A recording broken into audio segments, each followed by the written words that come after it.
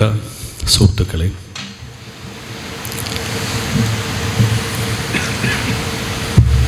മതന്യൂനപക്ഷങ്ങളും ജനാധിപത്യവും എന്ന വിഷയത്തിൽ ഊന്നിക്കൊണ്ട് അതൊരു പ്രസംഗത്തിന് പകരം ചില നിരീക്ഷണങ്ങൾ കഴിഞ്ഞ ഏതാണ്ട് 30-35 വർഷക്കാലം ഡൽഹിയിലും കേരളത്തിലും താമസിച്ച ഒരു അനുഭവത്തിൻ്റെ പശ്ചാത്തലത്തിൽ ചില നിരീക്ഷണങ്ങൾ മുന്നോട്ട് വയ്ക്കുന്ന മാത്രം ഉദ്ദേശം. അതൊരു പ്രസംഗ രൂപത്തിൽ നിന്ന് മാറി ചിലപ്പോൾ ചില ആശയങ്ങൾ പങ്കുവയ്ക്കേണ്ട രൂപത്തിലേക്കും മാറാൻ സാധ്യതയുണ്ട്. അത് അനുഭവം പലപ്പോഴും നമുക്ക് പറയുമ്പോൾ അതിനൊരു തീവ്രത വരികയും ആ തീവ്രത ചിലപ്പോൾ വൈകാരികമായി പുറത്തു വരികയൊക്കെ ചെയ്യുന്നൊരു സാധ്യതയുണ്ട്. ഞാൻ തുടങ്ങുന്നത് ഒരു അടുത്ത കാലത്തൊരു നിരീക്ഷണത്തിൽ നിന്നാണ്. പലർക്കും പരിചയമുള്ള ദില്ലി സർവകലാശാലയിലെ പ്രൊഫസറായിരുന്ന നീരജ് ചന്ദോക്കിൻ്റെ ഒരു നിരീക്ഷണമുണ്ട്.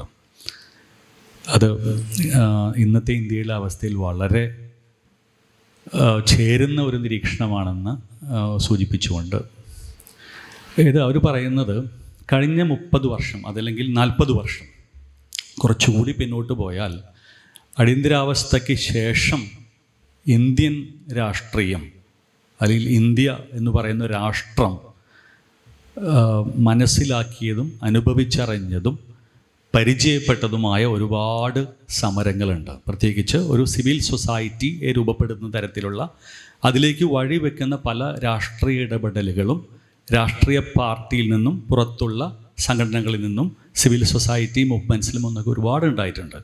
അതിൻ്റെ ഫലമായി കഴിഞ്ഞ കുറേ കാലമായിട്ട് നമ്മൾ പലതരത്തിലുള്ള അവകാശങ്ങളെക്കുറിച്ച് സംസാരിക്കാൻ തുടങ്ങി. അടിയന്തരാവസ്ഥ കാലത്തിന് ശേഷം നിങ്ങൾ ഒരു ആദ്യത്തെ 10 വർഷമോ അല്ലെങ്കിൽ 20 വർഷമൊക്കെ എടുത്തു വെക്കുകയാണെങ്കിൽ അല്ലെങ്കിൽ 90കളുടെ ആദ്യത്തിലോ അല്ലെങ്കിൽ 2000ൻ്റെ ആദ്യത്തിലോ ഒക്കെ നമ്മളൊക്കെ സംസാരിച്ചുകൊണ്ടിരുന്ന നിരന്തരമായി സംസാരിച്ചുകൊണ്ടിരുന്ന പല അവകാശങ്ങളുണ്ട്. അത് പതുക്കെ ഭരണകൂടവും ഈ അവകാശങ്ങളെ മനസ്സിലാക്കുവാനും അതിനോട് പ്രതികരിക്കുവാനും തുടങ്ങുന്ന ഒരു രാഷ്ട്രീയ സാഹചര്യം കേരളത്തിലുണ്ടായി. അപ്പോൾ നിങ്ങൾക്കറിയാം RTI എന്ന് പറയുന്ന റൈറ്റ് ടു ഇൻഫർമേഷൻ, അതിൻ്റെ ഒരു പ്രതിഫലനമാണ്. പലതരത്തിലുള്ള അവകാശങ്ങൾ, അറിയാനുള്ള അവകാശം അല്ലെങ്കിൽ വിദ്യാഭ്യാസത്തിനുള്ള അവകാശം, RTE എന്ന് പറയുന്ന വിദ്യാഭ്യാസം, റൈറ്റ് ടു എഡ്യൂക്കേഷൻ, ഇങ്ങനെ ഒരുപാട് അവകാശങ്ങളുടെ കാലഘട്ടമായിരുന്നു ഈ കഴിഞ്ഞ 30 വർഷം അല്ലെങ്കിൽ 40 വർഷം എന്ന് പറയുന്നത്. പക്ഷെ അതിൽ നിന്ന് കഴിഞ്ഞ 15 വർഷക്കാലത്തേക്ക് എന്ത് മാറ്റങ്ങളുണ്ടായി? ഈ അവകാശങ്ങൾ നേരത്തെ രാമകൃഷ്ണൻ പറഞ്ഞതുപോലെ ഓരോ അവകാശങ്ങളും എടുത്തു മാറ്റിക്കൊണ്ട് അതല്ലെങ്കിൽ ഓരോ ഈ അഗമ്പനൊക്കെ പറഞ്ഞ പോലെ ഈ തൊലി ഇങ്ങനെ ഉരിഞ്ഞു പോയിട്ട് അവസാനം ഒരു ബെയർ ലൈഫ് എന്ന് പറയുന്ന അവസ്ഥയിലേക്ക് എത്തിക്കുന്ന അവകാശങ്ങളുടെയും അതിൻ്റെയൊക്കെ ഒരു എടുത്തു കളയൽ ഈ കാലഘട്ടത്തിൽ ഭംഗിയായിട്ട് നടക്കുന്നുണ്ട്. പ്രത്യേകിച്ച് മുസ്ലിങ്ങളുടെ കാര്യത്തിൽ നമുക്ക് പല അവകാശങ്ങളിൽ നിന്നൊക്കെ മാറി ഇപ്പോൾ അതിജീവനത്തിൻ്റെ ഒരു ഇതാണ്. അവകാശങ്ങളെക്കുറിച്ച് ചിന്തിക്കുവാനുള്ളൊരു സ്പേസ് പോലും മുസ്ലിങ്ങൾക്കില്ല എന്ന് പറയാം. ഇന്ന് അതിജീവനത്തിൻ്റെ ഒരു രാഷ്ട്രീയത്തിലേക്കാണ് മുസ്ലിങ്ങൾ പോകുന്നത്. കാരണം റൈറ്റ് ടു എഡ്യൂക്കേഷൻ അല്ലെങ്കിൽ റൈറ്റ് ടു ഇൻഫർമേഷൻ എന്നതിന് പകരം right not to be killed അല്ലെങ്കിൽ right not to be lynched, നിങ്ങൾക്ക് കൊല ചെയ്യപ്പെടാതിരിക്കാനോ അല്ലെങ്കിൽ ആൾക്കൂട്ട കൊലപാതകത്തിന് ഇരയാകാതിരിക്കാനുള്ളൊരു അവകാശമാണ് ഇപ്പോഴത്തെ അവകാശമെന്ന് പറയുന്നത്. ഏറ്റവും പ്രധാനപ്പെട്ട അവകാശം അത്തരം അവകാശങ്ങളിലേക്ക് മാറിയിരിക്കുന്ന ഒരു രാഷ്ട്രീയ സാഹചര്യമാണ് ഇന്ത്യയിലുള്ളത്. അത് ഏറ്റവും കൂടുതൽ മനസ്സിലാക്കാൻ പറ്റുന്ന ഒരു ജീവിതം മുസ്ലിം ജീവിതമാണ്. ഞാൻ ഡൽഹിയിൽ പ്രവർത്തിച്ചതിൻ്റെ ആളുകളുമായി ഇടപെട്ടതിൻ്റെ ഒരു പശ്ചാത്തലത്തിൽ കൂടുതൽ വിപുലമാക്കാം. അപ്പോൾ നമ്മൾ ഒരു സാധാരണ നമ്മളൊരു സിറ്റിസൺ എന്ന് പറയുന്ന ഒരവസ്ഥയിൽ നിന്ന് മുസ്ലിങ്ങൾ എങ്ങനെ മാറുന്നു? മുസ്ലിങ്ങൾ എന്ന് പറയുന്നത് നേരത്തെ രാമകൃഷ്ണൻ സൂചിപ്പിച്ച പോലെ മുസ്ലിങ്ങൾ എന്ന് പറയുന്നത് അല്ലെങ്കിൽ ദളിതർക്കും എല്ലാവർക്കും സമാനമായ ഒരു അവസ്ഥയുണ്ടെങ്കിലും കൂടുതൽ നമുക്ക് മനസ്സിലാക്കാൻ പറ്റുന്ന മുസ്ലിം ജീവിതത്തിൽ നിന്നാണ്. മുസ്ലിങ്ങൾ ഒരു പോപ്പുലേഷൻ എന്ന് പറയുന്ന രീതിയിലേക്ക് മാറി. ഒരാൾക്കൂട്ടം അല്ലെങ്കിൽ ഒരു ജനത. നമുക്ക് മറ്റേത് സിറ്റിസൺഷിപ്പ് എന്ന് പറയുന്നത് അത് വിഭാവനം ചെയ്ത രീതിയിൽ ഉൾച്ചേർന്നിട്ടുള്ള പലതരത്തിലുള്ള അവകാശങ്ങളുണ്ട്. റൈറ്റ് ടു ബെയറിങ് സിറ്റിസണാണ് നിങ്ങളൊരു സിറ്റിസൺ എന്ന് പറയുമ്പോൾ, ഇന്ത്യയുടെ സിറ്റിസൺ എന്ന് പറയുമ്പോൾ നിങ്ങൾക്ക് അതിനോട് ചേർന്നുള്ള ചില അവകാശങ്ങൾ നിങ്ങൾക്ക് അതിൻ്റെ എൻറ്റൈറ്റിൽഡാണ്. ആ എൻറ്റൈറ്റിൽമെൻറ്റ് എപ്പോഴും പ്രധാനമാണ്. അത് നിയമപരമായ അവകാശങ്ങളുണ്ടാവും, പലതരത്തിലുള്ള എക്സ്പ്രഷൻസിനുള്ള അവകാശങ്ങളുണ്ടാവും, പലതരത്തിലുള്ള സ്വത്തവകാശം ഉണ്ടാവും. ഇങ്ങനെ ഒരുപാട് അവകാശങ്ങളുടെ ഒരു ഒന്നിച്ച് ചേർന്ന രൂപമാണ് നിങ്ങൾക്ക് സിറ്റിസൺഷിപ്പ് എന്ന് പറയുന്നത്.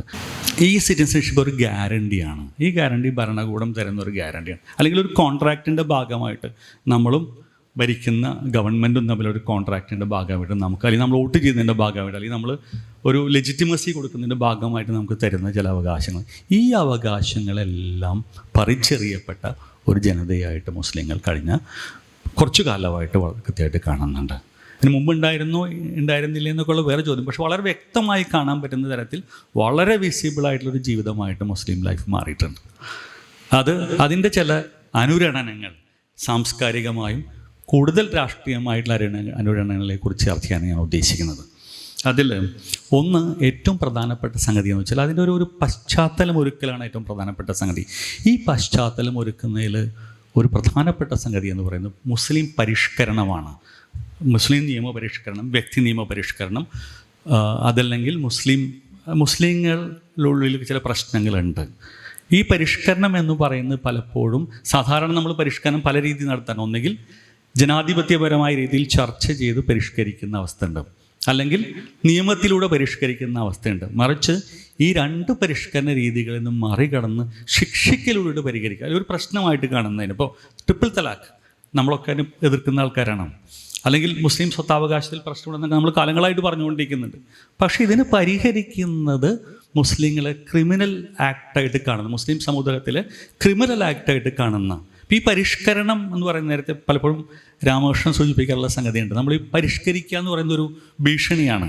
ഇപ്പോൾ അമേരിക്ക ജനാധിപത്യമായി പരിഷ്കരിച്ച് കളയും എന്നാണ് പറയാറ്. ഇപ്പോൾ പല അറബ് ഭരണകൂടങ്ങളെയും ഞങ്ങളുടെ പരിധിക്ക് വന്നെങ്കിൽ ഞങ്ങൾ ജനാധിപത്യമായി പരിഷ്കരിച്ച് കളയും.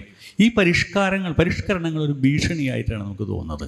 പലപ്പോഴും ഈ ഇത്തരം സമൂഹങ്ങളിൽ, ഇത്തരം സമുദായങ്ങളിൽ ഒക്കെയുള്ള ചെറിയ പ്രശ്നങ്ങളെ, അതല്ലെങ്കിൽ വിപുലമായ ചർച്ചയിലൂടെ മാറ്റിയെടുക്കേണ്ട പ്രശ്നങ്ങളെ അതിന് പകരം ഇവരെ പരിഷ്കരിക്കുക എന്ന് പറയുന്ന, അല്ലെങ്കിൽ ശിക്ഷിക്കുക എന്ന് പറയുന്ന രണ്ട് നീതി മാത്രമുള്ളൂ ഇവർക്ക്. അങ്ങനെ ഒരു അവസ്ഥയിലേക്ക് ഇന്ത്യൻ രാഷ്ട്രീയ സാഹചര്യം മാറിയിട്ടുണ്ട്.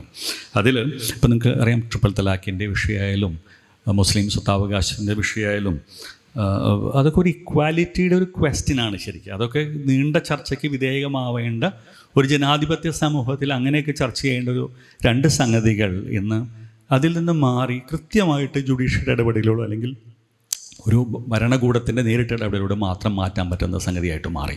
മൂന്നാമത്തെ ഒരു പ്രധാനപ്പെട്ട കാര്യം എന്ന് പറയുന്നത് മുസ്ലിം ചരിത്രം. ഇപ്പം നമ്മൾ പലരും ചർച്ച ചെയ്യുന്ന തരത്തിൽ മുസ്ലിങ്ങളെക്കുറിച്ച് അല്ലെങ്കിൽ മുഗൾ ചരിത്രത്തെക്കുറിച്ച് അതിനെ NCERT സിലബസിൽ നിന്നോ CBSE സിലബസിൽ നിന്നോ എടുത്ത് മാറ്റുന്നതല്ല പറയുന്നത്. മറിച്ച് മുസ്ലിം ചരിത്രത്തെ എങ്ങനെ ഈ പശ്ചാത്തലത്തിലേക്ക് ഘടിപ്പിക്കുന്ന രീതിയിൽ, അത് 7-ാം നൂറ്റാണ്ടിലെ ചരിത്രം തുടങ്ങിയിട്ട് ഒരു പ്രീ മോഡേൺ ചരിത്രം വരെയും എങ്ങനെ മുസ്ലിങ്ങളുടെ ചരിത്രം. ഇതിൻ്റെ ഒരു ഏറ്റവും രസകരമായ സംഗതി എന്ന് വെച്ചാൽ എപ്പോഴും ഈ പരിഷ്കരണത്തെ ജസ്റ്റിഫൈ ചെയ്യാൻ, ന്യായീകരിക്കാൻ വേണ്ടിയിട്ട് മുസ്ലിങ്ങൾ ഒരു ചരിത്രം പ്രസൻറ്റ് ചെയ്യാറുണ്ട്. ഈ പ്രസൻറ്റ് ചെയ്യുന്ന ചരിത്രം അത് ദേശീയ തലത്തിൽ തുടങ്ങി സംസ്ഥാന തലത്തിൽ വരെ നമ്മളൊക്കെ പലപ്പോഴും ഇതിനെ ഘടിപ്പിക്കുന്ന ചരിത്രം എന്ന് പറയുന്നത് പലപ്പോഴും ഇത് നിരാകരിക്കുന്ന ഒരു യഥാർത്ഥ മുസ്ലിം ചരിത്രമുണ്ട്. മുസ്ലിങ്ങൾക്കിടയിൽ നടന്ന റിഫോം മൂവ്മെൻറ്റ് എന്ന് പറയുന്ന നവോത്ഥാന പ്രസ്ഥാനങ്ങളിൽ ഒരിക്കലും ഇത് വില കൊടുക്കാറില്ല. ഇപ്പോൾ സർ സയ്യിദ് അഹമ്മദ് ഖാൻ്റെ നേതൃത്വത്തിൽ ഉത്തരേന്ത്യയിലുണ്ടായിട്ടുള്ള വലിയൊരു മൂവ്മെൻ്റ് ഉണ്ട്, അലിഗർ മൂവ്മെൻ്റ് ഉണ്ട്. നിങ്ങൾക്ക് ജാമിയ പോലത്തെ ഇൻസ്റ്റിറ്റ്യൂഷൻസ് ഉണ്ടാക്കിയിട്ടുള്ള വലിയ മാറ്റങ്ങളുണ്ട്. ഈ മാറ്റങ്ങളെ ഒരിക്കലും അഡ്രസ്സ് ചെയ്യുന്ന രീതിയിലല്ല ഈ പരിഷ്കരണത്തിൻ്റെ വക്താക്കൾ ഇരിക്കുന്നത്. മറ്റൊരു രസകരമായ സംഗതി എന്ന് വെച്ചാൽ ഇതിൽ ഒരു ഒരു ഒരു ഫെമിലിയർ ആയിട്ടൊരു പാറ്റേൺ സൃഷ്ടിക്കുക എന്നൊരു സംഗതിയുണ്ട്. പ്രത്യേകിച്ച് സൂഫിസത്തെ. ഇപ്പോൾ സൂഫിസം നിങ്ങൾക്കറിയാം. നിങ്ങൾ സൂഫിസം എന്ന് പറയുന്നത് നമുക്ക് പെട്ടെന്ന് മനസ്സിൽ കടന്നു വരുന്ന ഒരുപാട് ആത്മീയതയുടെയും സംഗീതത്തിൻ്റെയും പലതരത്തിലുള്ള സംഗതികൾ മനസ്സിൽ കടന്നു വരാറുണ്ട്. ഈ കടന്നു വരുന്ന അർത്ഥങ്ങളുള്ളൊരു സംഗതിയല്ല സൂഫിസം എന്ന് പറയുന്നത്. സൂഫിസം എളുപ്പത്തിൽ കടന്നു ചെല്ലാവുന്ന, ഭരണകൂടത്തിന് ഇടപെടാവുന്ന ഭരണകൂടത്തിന് ഒരു പ്രത്യേക ജനതയെ മാറ്റിയെടുക്കാവുന്ന ഒരു സംഗതിയായിട്ട് മാറിയിട്ടുണ്ട്. നിങ്ങൾ നോക്കിയോ, ഏറ്റവും പ്രധാനപ്പെട്ട സൂഫി നേതാക്കന്മാരായിട്ട് പ്രധാനമന്ത്രി നരേന്ദ്രമോദിക്ക് വളരെ നല്ല ബന്ധമുണ്ട്. ഇൻക്ലൂഡിങ് നമ്മുടെ നാട്ടിലുള്ള പ്രധാനപ്പെട്ട സൂഫി നേതാവിനായിട്ട് ഭരണകൂടത്തിന് വളരെ ബന്ധമുണ്ട്. അപ്പോൾ ഒരു ഒരു ഒരു വിശ്വാസപരമായൊരു സമൂഹത്തെ, അല്ലെങ്കിൽ സാംസ്കാരികമായൊരു സമൂഹത്തെ, രാഷ്ട്രീയപരമായൊരു സമൂഹം എന്ന നിലയ്ക്കെല്ലാം മറിച്ച് ഏറ്റവും നിങ്ങൾക്ക് ഈ സിറ്റിസൺഷിപ്പിൻ്റെ സംഗതിയിലേക്ക് ഉൾപ്പെടുത്താം. നിങ്ങൾക്ക് ഏറ്റവും നല്ല സിറ്റിസൺ ആരാണ്? ഒരു തരത്തിൽ ഡിസിപ്ലിൻ ഏർപ്പെടുത്താവുന്ന സിറ്റിസൺ ആരാണ്? അത് സൂഫിയാണ്. സൂഫി എന്ന് പറയുന്നത് യഥാർത്ഥത്തിൽ ഇതിനെയൊക്കെ മറികടക്കുന്ന രാഷ്ട്രത്തിൻ്റെയും ഭരണകൂടത്തിൻ്റെയും അധികാരത്തിനെയൊക്കെ വെല്ലുവിളിച്ച് അതിനെ ഉല്ലംഘിച്ചിട്ടുള്ളൊരു വലിയ ഗ്രൂപ്പാണ് സൂഫി എന്ന് പറയുന്നത്. ഇന്ന് ഇന്ത്യയിലെ സൂഫികൾ എങ്ങനെയാണ്? സൂഫിസത്തെ വളരെ കൃത്യമായിട്ട് നിങ്ങൾക്ക് പറയുന്നൊരു അർത്ഥമല്ല. ഞാൻ പലപ്പോഴും ഡൽഹിയിൽ എല്ലാ വർഷം നടക്കുന്ന സൂഫി ഒരു വലിയ ഒരു അസംബ്ലി ഓഫ് സൂഫി സെയിൻസ്, ഒരു ലീഡേഴ്സ് വരാൻ, ഇത് നോക്കുമ്പോൾ കാണാം അതിന് ഉദ്ഘാടനം ചെയ്യാൻ മിക്കവാറും ഒന്നുകിൽ ഏതെങ്കിലും RSS നേതാവ് അല്ലെങ്കിൽ പ്രധാനമന്ത്രിയാണ്. ഇവർക്ക് എന്താ സൂഫിയായിട്ട് ഇത്ര ബന്ധം? ഈ സൂഫിസം എന്ന് പറയുന്നത് ഇപ്പോൾ ഒരു ഐഡിയൽ മുസ്ലിം എന്ന് പറയുന്നത് സൂഫി മുസ്ലിമാണ്. ഇതല്ലാത്ത മുസ്ലിങ്ങളില്ലേ? പലതരത്തിൽ ജീവിക്കുന്ന മുസ്ലിങ്ങളില്ലേ? മുസ്ലിങ്ങളെക്കുറിച്ച് പറയുമ്പോൾ അടുത്ത കാലത്ത് വളരെ രസകരമായിട്ടുള്ളൊരു ഒബ്സർവേഷൻ, ഹിലാൽ അഹമ്മദ് എന്ന് പറയുന്ന ഒരു രാഷ്ട്രീയ ഒരു പൊളിറ്റിക്കൽ സയൻറ്റിസ്റ്റ് ഒരു സാധനം എഴുതി. അദ്ദേഹം പറയുന്നത് 2 തരത്തിൽ മുസ്ലിങ്ങളെ കാണാം. ഒന്ന് വളരെ മുസ്ലിംനെസ് എന്ന് പറയുന്നത് 2 തരത്തിൽ കാണാം. ഒന്ന് ഒരു സബ്സ്റ്റൻറ്റീവായിട്ടുള്ളൊരു മുസ്ലിംനെസ് ഉണ്ട്, അതിൽ സാധാരണമായി ജീവിക്കുന്ന മുസ്ലിങ്ങൾ, അതായത് യഥാർത്ഥ മുസ്ലിങ്ങൾ എന്ന് പറയുന്നത്. ഇപ്പോൾ കാസ്റ്റിൻ്റെയും, മുസ്ലിങ്ങളുടെ കാസ്റ്റ് ഉണ്ട്, മുസ്ലിങ്ങളുടെ ഇടയിൽ മറ്റു തരം വ്യത്യസ്തതകളും വിവേചനങ്ങളൊക്കെ നിലനിൽക്കുന്നുണ്ട്. മുസ്ലിങ്ങളുടെ ഇടയിൽ ഭാഷാപരമായ വിവേചനങ്ങൾ നിൽക്കുന്നുണ്ട്. പലതരത്തിലുള്ള സാധാരണ ജീവിക്കുന്ന ഒരു ലിഫ്റ്റ് ഇസ്ലാം എന്ന് പറയുന്ന സംഗതിയുണ്ട്. ഈ ലിഫ്റ്റ് ഇസ്ലാം എന്ന് പറയുന്ന ആ സംഗതി എത്രത്തോളം ഇവർ അതിനെ മനസ്സിലാക്കുന്നു. അതിന് പകരം നേരെ വേറെ ഒരു സംഗതിയാണ് ഒരു ഇസ്ലാം ഇൻ ഡിസ്കോഴ്സ് എന്ന്, വ്യവഹാരത്തിലെ ഇസ്ലാം എന്ന് പറയുന്നത് വളരെ വ്യത്യസ്തമായിട്ടുള്ള സംഗതിയാണ്. ആ ഇസ്ലാം എന്ന് പറയുന്നത് ആ ഇസ്ലാമിൽ ഫിക്സ് ചെയ്തേക്കാണ്. അത് അതിൻ്റെ കൃത്യമായിട്ടുള്ള ഒരു തിയോളജിക്കൽ അല്ലെങ്കിൽ ഒരു ടെക്സ്ച്വൽ ഇസ്ലാമായിട്ട് നിലനിർത്തിയേക്കാണ്. അതിന് ചരിത്രം എന്ന് പറയുന്നത് 7-ാം നൂറ്റാണ്ടിലെ ചരിത്രമാണ്. അത് ഒരിക്കലും ഈ വ്യവഹാരത്തിലെ ഇസ്ലാം എന്ന് പറയുന്നത് വളരെ കൺസെപ്ച്വലി ക്രിയേറ്റഡ് ആയിട്ടുള്ളൊരു മുസ്ലിമിനെ കുറിച്ചുള്ള സംഗതിയാണ്. അതിന് TV കാണുന്ന മുസ്ലിമാണ്. നിങ്ങൾ ഒരിക്കലും ഒരു സ്ട്രീറ്റ് ലെവൽ ഇൻട്രാക്ഷനിലൂടെ മനസ്സിലാക്കാൻ പറ്റുന്ന മുസ്ലിം അല്ലാതെ. ആ മുസ്ലിം ഈ പറയുന്ന 7-ാം നൂറ്റാണ്ടിൻ്റെ എന്താ പറയുക ഭാണ്ഡമോ അല്ലെങ്കിൽ 7-ാം നൂറ്റാണ്ടിലെ നന്മയോ നല്ലതിനും മോശത്തിനും ഒക്കെ 7-ാം നൂറ്റാണ്ടിലേക്കാണ് കണക്ട് ചെയ്യുന്നത്. എത്രയോ കാലം ജീവിച്ച, പ്രത്യേകിച്ച് കേരളത്തെ പോലെ സ്ഥലത്ത് പല ജാതികൾക്ക് മുൻപ് ഉണ്ടായ ജാതിയാണ് ഇസ്ലാം എന്ന് പറയും. ഒരു ജനവിഭാഗമാണ് മുസ്ലിങ്ങൾ എന്ന് പറയാം. കാരണം ഏതാണ്ട് പ്രവാചകൻ്റെ കാലത്ത് തന്നെ കേരളത്തിൽ വന്ന് വിശ്വസിപ്പിക്കുന്ന ഒരു ജനവിഭാഗമാണ് മുസ്ലിങ്ങൾ. ഈ മുസ്ലിങ്ങളെ നിങ്ങൾക്ക് കൃത്യമായിട്ട് അറിയാം. ഈ മുസ്ലിങ്ങളുടെ ഈ പലതരത്തിലുള്ള വ്യവഹാരങ്ങൾ, സാംസ്കാരിക വ്യവഹാരങ്ങളും സാമൂഹിക വ്യവഹാരങ്ങളും സാമ്പത്തിക വ്യവഹാരങ്ങളൊക്കെ നിങ്ങൾക്ക് അറിയാം. പക്ഷേ ഈ വ്യവഹാരം നിങ്ങൾ മനസ്സിലാക്കുന്നത് വേറെ നാഷണലി സെറ്റ് ചെയ്തിട്ടുള്ളൊരു വ്യവഹാരത്തിലൂടെയാണ്.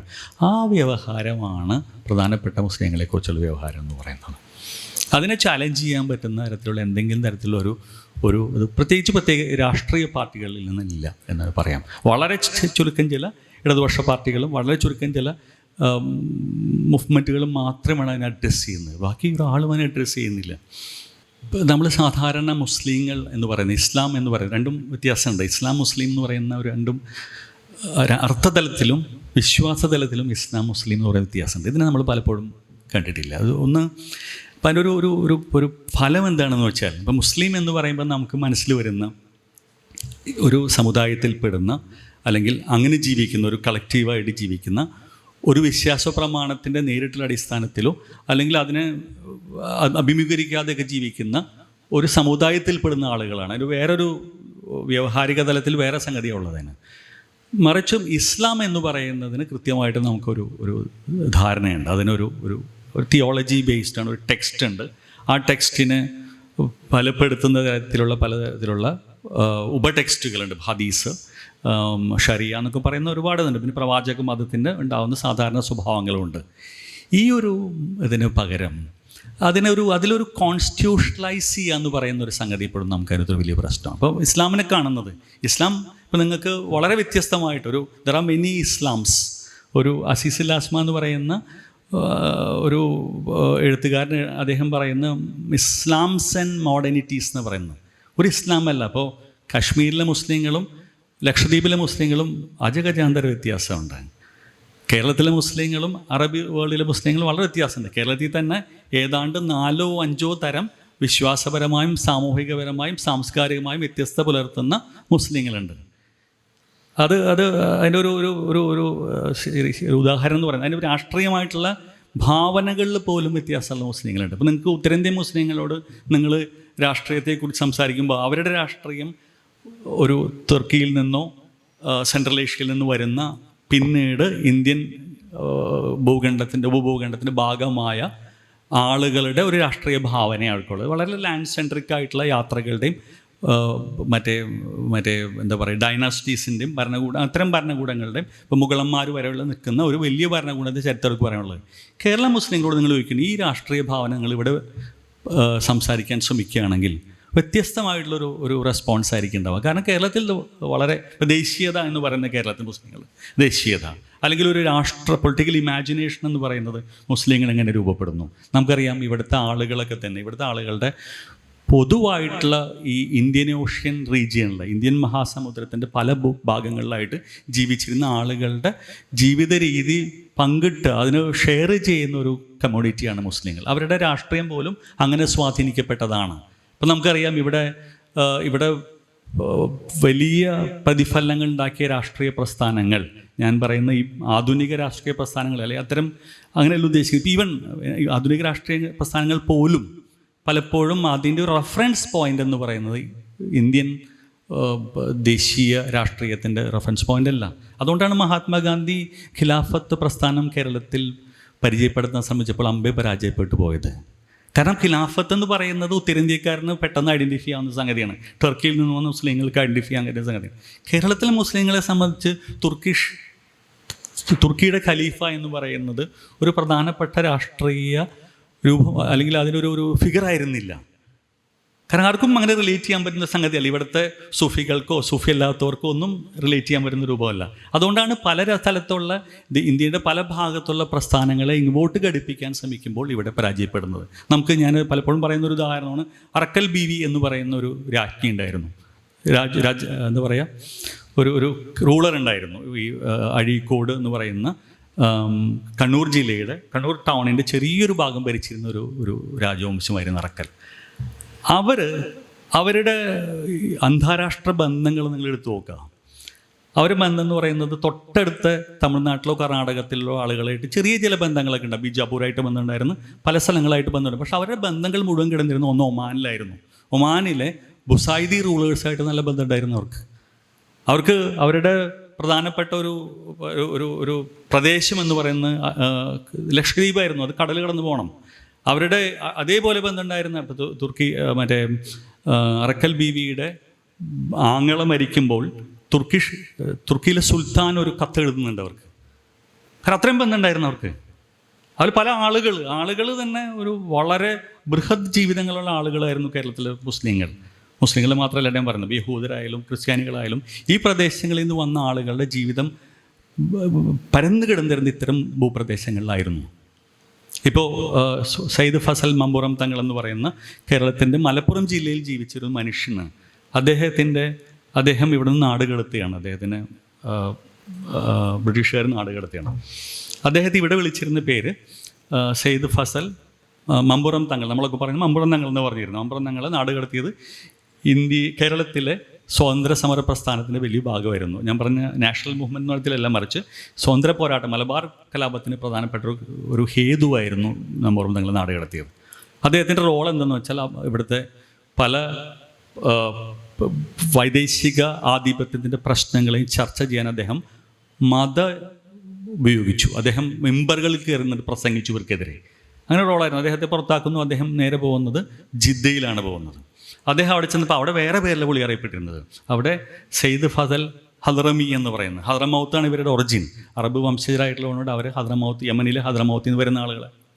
അവരുടെ പേരിൻ്റെ വാല് ഹദ്റമി എന്നായിരുന്നു. അവിടെ അറിയപ്പെട്ടെന്ന് വേറെ മനുഷ്യനായിട്ട്. അത് കഴിഞ്ഞ് അദ്ദേഹത്തെ ഒമാനിൽ വന്നിട്ട് അവിടുത്തെ ഗവർണർ ആവുന്നുണ്ട്. അദ്ദേഹത്തിന് അവിടെ ചോദിച്ചു വേറെ പേരാ. അദ്ദേഹത്തെ അവിടെ വിളിച്ചിരുന്നത് സയ്യിദ് ഫസൽ മാപ്പിള എന്ന് വിളിച്ചിരുന്നു, മാപ്പിള ആയതുകൊണ്ട്. അദ്ദേഹത്തെ അവിടെ നിന്നും പുറത്താക്കുന്നുണ്ട്. അദ്ദേഹം അവസാനം തുർക്കിയിലെ ഖലീഫയുടെ അന്നത്തെ ഹമീദ് പാഷ രണ്ടാമത്തെ ഹാമിദ് പാഷയുടെ ഒരു ഉപദേശകനായിരുന്നു. അദ്ദേഹത്തെ അവിടുത്തെ പേര് സെയ്ദ് ഫസൽ പാഷ എന്നായിരുന്നു. അദ്ദേഹത്തിന് 4 വ്യത്യസ്തമായ ജീവിതങ്ങളുണ്ടായിരുന്നു. ഈ ജീവിതത്തെ മനസ്സിലാക്കാൻ നമുക്ക് പലപ്പോഴും ഈ ബൃഹത് ജീവിതങ്ങളെ നമുക്ക് മനസ്സിലാക്കാൻ പറ്റിയിട്ടില്ല.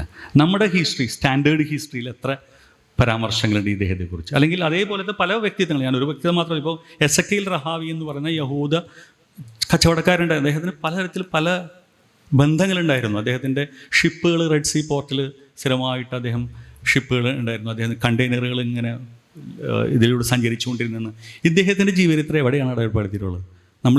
നമ്മൾ ഒരു വലിയ പ്രശ്നത്തെ നമ്മൾ നേരത്തെ ഞാൻ സന്തോഷമായിട്ട് സംസാരിച്ചുകൊണ്ടിരിക്കും പറയുന്ന ഒരു കാര്യമായിരുന്നു. നമ്മുടെ രാഷ്ട്രീയ ഭാവനകൾ എപ്പോഴും കൊച്ചിയിൽ നിന്ന് തിരുവിതാംകൂറിലേക്ക് പോയാൽ, അല്ലെങ്കിൽ എറണാകുളത്ത് നിന്ന് കൊല്ലത്തേക്ക് പോയാൽ അദ്ദേഹം നാട് വിട്ടു, അദ്ദേഹം രാജ്യം വിട്ടു എന്ന് പറയുന്ന ഇടുങ്ങിയ ഒരു ജിയോഗ്രഫിക്കലായിട്ടുള്ള ഇമാജിനേഷൻസ് ഉള്ളൊരു സമൂഹമായിരുന്നു നമ്മൾ. പലപ്പോഴും അത് പുറത്തു പോകുന്ന ആൾക്കാർ, അവരൊക്കെ ജാതിയിൽ നിന്ന് പുറത്താവുന്ന ആൾക്കാർ, കോരപ്പുഴ കടന്നാൽ ജാതി മാറുമെന്ന് പറയുന്നത്. ഇത് പലതരത്തിലും ഇപ്പോൾ നമുക്ക് ഒരു അടുത്ത കാലത്ത് രസകരമായ ഒരു സംഗതി ഞാൻ മനസ്സിലാക്കിയത്, പാർവതി പുത്തനാരെന്ന് പറയുന്ന ഒരു വലിയ തോട് നമുക്ക് തിരുവനന്തപുരത്ത് നിന്ന് അറബിക്കടലിന് പാരലായിട്ട് പോകുന്നുണ്ട്. അപ്പോൾ ഞാൻ ആലോചിച്ചു, എന്തുകൊണ്ടാണ് ഇത്രയും തിരുവിതാംകൂർ രാജവംശം ഇങ്ങനെയൊരു തോട് നിർമ്മിക്കാനുള്ള ഒരു പ്രത്യേക സവിശേഷ സാഹചര്യം എന്താണെന്ന് അന്വേഷിച്ചപ്പോൾ മനസ്സിലാക്കിയപ്പോൾ അദ്ദേഹം അടുത്ത കാലത്ത് ഞാനൊരു ഡോക്യുമെൻ്ററി കണ്ടു, ജലമുദ്ര എന്ന് പറയുന്നത്. അതിൽ അദ്ദേഹം വളരെ രസകരമായിട്ടുള്ളൊരു ഒബ്സർവേഷൻ. അദ്ദേഹം പറയുന്നത് ജാതിയുടെ വലിയ പ്രശ്നമാണ്. കാരണം കടലിൽ കൂടെ പോയി കഴിഞ്ഞാൽ ജാതി മാറി, അല്ലെങ്കിൽ ജാതിയിൽ പുറത്തായി, കടലിൽ കൂടെ പോകാൻ പറ്റില്ല.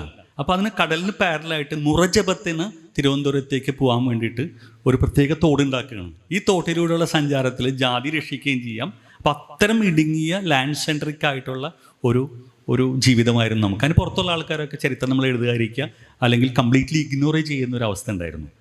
സിഖുകാരെ കൂട്ടക്കൊല ചെയ്യുക, 3000 പേരെ ഇന്ദിരാഗാന്ധിയുടെ മരണത്തിനും ശേഷവും മുമ്പുമായിട്ട് കുറേ പേരെ 3000 പേരെ ഡൽഹി കൊന്നു കളഞ്ഞു.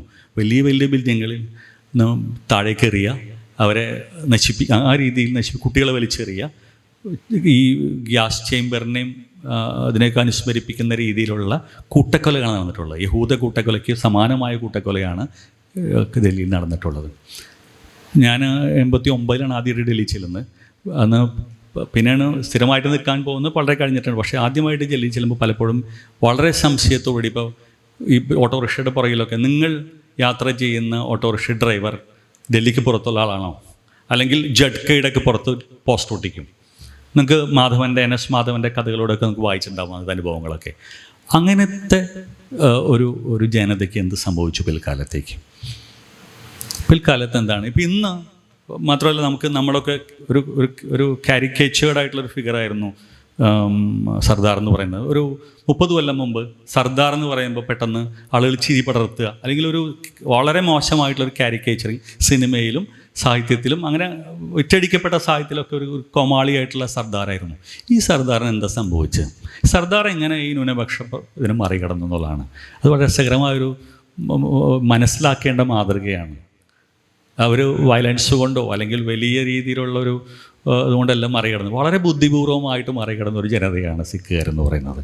സിഖുകാരെന്താ ചെയ്യുന്നത് വെച്ചാൽ അവർ നേരെ ഇവിടെ തൊഴിലാളികളായിരുന്ന മിക്കവാറും സ്പെയർ പാർട്സ് ബിസിനസ് അവരായിരുന്നു ഡൽഹി കൈകാര്യം ചെയ്യുന്നത്, അല്ലെങ്കിൽ ടാക്സിക്കാരായിരുന്നു. ഇവരൊക്കെ നേരെ കാനഡയിലേക്കോ അല്ലെങ്കിൽ ഇംഗ്ലണ്ടിലേക്കോ പോയിട്ട് അവിടെ നിന്ന് പൈസ ഉണ്ടാക്കുകയും അവിടുത്തെ സാമ്പത്തികമായിട്ടുള്ള ഒരു നല്ല മെച്ചപ്പെട്ട അവസ്ഥയിലേക്ക് മാറിയും ആ സാമ്പത്തിക മെച്ചപ്പെടൽ അവർ റിഫ്ലക്റ്റ് ചെയ്യുന്നത് ഇവിടെ അവരിടപെടലുള്ള രാഷ്ട്രീയ ഇടപെടലുള്ള ഏറ്റവും പ്രധാനപ്പെട്ട ഇടപെടൽ സാംസ്കാരികമായിട്ടുള്ളൊരു ക്യാപിറ്റൽ അവർക്ക് ഉണ്ടാക്കാൻ പറ്റി. ഇന്ന് പല ചാനലുകളും നടത്തുന്നത് സിഖുകാരാണ്. ഇന്ത്യയിലെ പല ചാനലുകളുടെ മേജർ ഷെയർ ഹോൾഡർ സിഖുകാരാണ്. ഇന്ത്യയിലെ പല സിനിമകളും വിതരണം ചെയ്യുന്ന, പുറത്തും അകത്തും വിതരണം ചെയ്യുന്ന സിഖുകാരാണ്. നിങ്ങൾ കാനഡയിലോ ഇവിടെയൊക്കെ പോയി കഴിഞ്ഞാൽ ഈ സാറ്റലൈറ്റ് റൈറ്റ്സ് വാങ്ങിച്ചിട്ട് ഇവിടെ മുഴുവൻ ബിസിനസ് ചെയ്യുന്ന ആൾക്കാർ സിഖുകാരാണ്. ഇന്ന് ഒരു സിനിമയിലും സിഖുകാരൻ കോമാളിയല്ല. ഇന്ന് എല്ലാ സിനിമകളും സിംഗ് ഈസ് കിങ് എന്ന് പറയുന്ന പോലത്തെ ഒരു അവസ്ഥയാണ്. അതിനുണ്ടാക്കിയ ഒരു വലിയ, അത് ഞാൻ പറയുന്നത് കാരണം വെച്ചാൽ ഈ രീതിയിൽ ഒരു മാറ്റം മുസ്ലിങ്ങളിൽ ഉണ്ടോ എന്നുള്ള പരിശോധന കൂടി ഒരു അവസ്ഥ ഞാൻ ഉപയോഗിക്കുകയാണ് ഈ അവസരം. ഞാൻ നേരത്തെ നമ്മളെല്ലാം അടഞ്ഞ അവസ്ഥയെക്കുറിച്ച് പറഞ്ഞത്. ഇനി എന്തെങ്കിലും തരം തുറവുകൾ മുസ്ലിങ്ങൾക്ക് ഉണ്ടായിട്ടുണ്ടോ എന്നുള്ളതാണ്. ചില മാതൃകകളും ചില കാര്യങ്ങളൊക്കെ പറയാൻ ഉദ്ദേശിച്ച് നിൽക്കുന്നു. ഒന്ന്, ഈ തുറന്ന വസ്തു ഒരു തുറക്കൽ കൂടിയുണ്ട്, ഒരു ക്ലോഷറും ഓപ്പണും ഉണ്ട്. ഓപ്പൺ എന്ന് പറയുന്നത് അത് ഭയങ്കര രസമാണ്. അതിൽ ആദ്യത്തെ ഓപ്പണിൻ്റെ ഒരു പ്രധാനപ്പെട്ട സംഗതി എന്ന് പറയുന്നത് നേരത്തെ സൂചിപ്പിച്ച ഷഹീൻ ബാഗ് ഇഷ്യൂ ആണ്. ഷഹീൻ ബാഗ് എന്ന് പറയുന്നത് എന്താണ് വ്യത്യസ്തമാക്കുന്നത്? ഷഹീൻ ബാഗ് കുറേ കാര്യങ്ങൾ റെപ്രസെൻ്റ് ചെയ്യുന്നുണ്ട്. അതിൽ ഏറ്റവും പ്രധാനപ്പെട്ട കാര്യം എന്ന് പറയുന്നത് അതിൽ പങ്കെടുത്ത ആളുകളാണ്. ഷഹീൻ ബാഗിൽ 2 തരത്തിലുള്ള ആളുകൾ പങ്കെടുത്തു. ഒന്ന് നിങ്ങൾക്ക് എല്ലാവർക്കും അറിയാം, നിങ്ങൾ വിഷ്വൽസിലൂടെ കടന്നു പോയിട്ടുള്ള ആൾക്കാരാണ്. അതൊന്ന് സ്ത്രീകളും 2 കുട്ടികളുമാണ്. കുട്ടികൾ എന്ന് പറയുന്നത് ഒരു വിദ്യാർത്ഥികളും സ്കൂൾ തുടങ്ങിയിട്ട് യൂണിവേഴ്സിറ്റി, ജാമ്യ, ഞാൻ ആ കാലത്ത് ജാമ്യയിൽ പഠിപ്പിക്കുന്നുണ്ടായിരുന്നു. ആ സമയത്ത് എനിക്ക് എൻ്റെ അനുഭവത്തിൽ മനസ്സിലായത് ഇതൊരു കുട്ടികളുടെ ഒരു വലിയൊരു എക്സ്പ്രഷനായിരുന്നു. അത് കളക്റ്റീവായിട്ടുള്ള ഈ കുട്ടികൾ ഇതിനെ തെരുവിലേക്ക് കൊണ്ടുവരികയും ഈ പ്രശ്നങ്ങൾ, പൗരത്വത്തിൻ്റെ പ്രശ്നങ്ങളും മുസ്ലിങ്ങൾ അനുഭവിക്കുന്ന പ്രശ്നങ്ങളും ആ പ്രദേശത്തിൻ്റെ സ്വഭാവം കൊണ്ട് മനസ്സിലാക്കേണ്ടതുണ്ട്. കാരണം ആ പ്രദേശം, ഞാനും രാമകൃഷ്ണനും ഏതാണ്ട് ഒരേ സമയത്ത് താമസിച്ചിരുന്ന ഒരു സ്ഥലമായിരുന്നത്. ഈ സ്ഥലത്ത് ഒരു മനുഷ്യാവകാശം, നമുക്ക് മനുഷ്യാവകാശമല്ല, നേരത്തെ പറഞ്ഞ പോലെ ഒരു സ്റ്റേറ്റ് ഓഫ് എക്സെപ്ഷൻ എന്ന് പറയാവുന്ന തരത്തിൽ നിങ്ങൾക്ക് ഇനി നിങ്ങൾ ഈ ഒരു വലിയ ഓപ്പൺ ജയിൽ പോലുള്ള സ്ഥലം, അവിടെ ഭരണകൂടത്തിൻ്റെ അല്ലെങ്കിൽ ഗവൺമെൻറ്റിൻ്റെ എന്തെങ്കിലും തരത്തിലുള്ള ഓഫീസുകളോ ഒന്നുമില്ല. ഒരു ബാങ്കില്ല, ബാങ്കിന് ഒരു ബ്രാഞ്ച് പോലും ആ സ്ഥലത്തില്ല. വാട്ടർ സപ്ലൈ ഇല്ല അവിടെ, ഒഫീഷ്യലി വാട്ടർ സപ്ലൈ ഇല്ല അവിടെ ബോർവെൽ വെച്ചിട്ടാണ് ഇപ്പോഴും യമുനയിൽ നിന്ന് ഉള്ള പൈപ്പ് ലൈനോ ബോർവെൽ വെച്ചിട്ടാണ് ആളുകൾ വെള്ളം ചെയ്യുന്നത്. ഇലക്ട്രിസിറ്റി പോലും ബാക്കി എല്ലായിടത്തും ഡൽഹി ജൽ ബോർഡ് വെള്ളം വിതരണം ചെയ്യുന്നു. ഡൽഹി ഇലക്ട്രിസിറ്റി ബോർഡ്, രാജധാനി എന്ന് പറയുന്ന ഇലക്ട്രിസിറ്റി ബോർഡിൻ്റെ അത് ഇലക്ട്രിസിറ്റി വിതരണം ചെയ്യുന്നു. അവിടെ പ്രൈവറ്റ് പാർട്ടീസ് വിതരണം ചെയ്യുന്നു. ഒരൊറ്റ ആൾക്കും വീടിന് നമ്പറില്ല. ഇതിന് തമാശ എന്തെന്ന് ആലോചിക്കണം. 1000ഓളം വർഷങ്ങൾ പഴക്കമുള്ള ഡൽഹിയിൽ ആദ്യത്തെ സെറ്റിൽമെൻറ്റ്സ് ആണ്. അത് മുഴുവൻ ഒരു ഇല്ലീഗൽ സെറ്റിൽമെൻറ്റ്സ് ആയിട്ട് ഒരു നിമിഷം കൊണ്ട് മാറ്റാൻ ഈ ഭരണകൂടത്തിന് കഴിഞ്ഞു. അപ്പം അങ്ങനത്തെ സ്ഥലത്താണ് സ്ത്രീകളുടെയും കുട്ടികളുടെയും മുൻകൈയിൽ ഒരു ഇത് വരുന്നത്. അതിൽ വലിയ കോൺസിക്വൻസസ് ഉണ്ടാക്കിയ ഒരു മൂവ്മെൻറ്റാണ്. ഒന്നാമത്തെ കാര്യം, നമ്മൾ പൊതുവേ ഒരു രാഷ്ട്രീയമുണ്ട് മുസ്ലിങ്ങളുടെ. ഞങ്ങൾക്കൊരു വളരെ കൃത്യമായിട്ട് മനസ്സിലാക്കാൻ പറ്റുന്ന ഒരു രാഷ്ട്രീയം എന്ന് പറയുന്നത് അത് ഒരു കോൺഗ്രസ് ഉണ്ടാക്കിക്കൊണ്ടുവന്ന രാഷ്ട്രീയമുണ്ട്.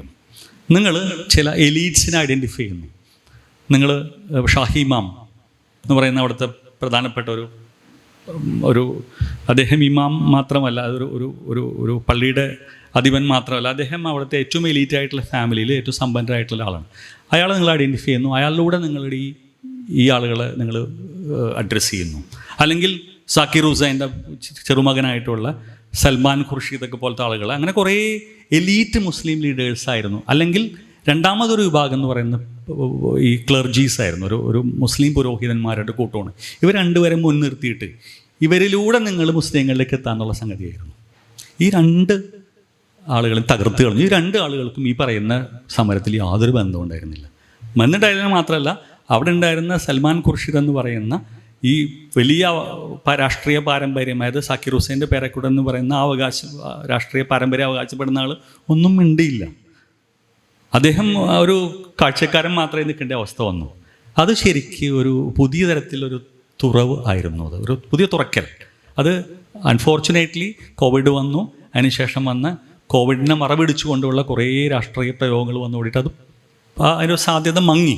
പക്ഷേ ഇന്നും അത് തുറന്നു വയ്ക്കുന്ന ഒരു വലിയ സംഗതിയുണ്ട്, ഒരു വലിയ സാധ്യതയാണ് അത് വയ്ക്കുന്നത്.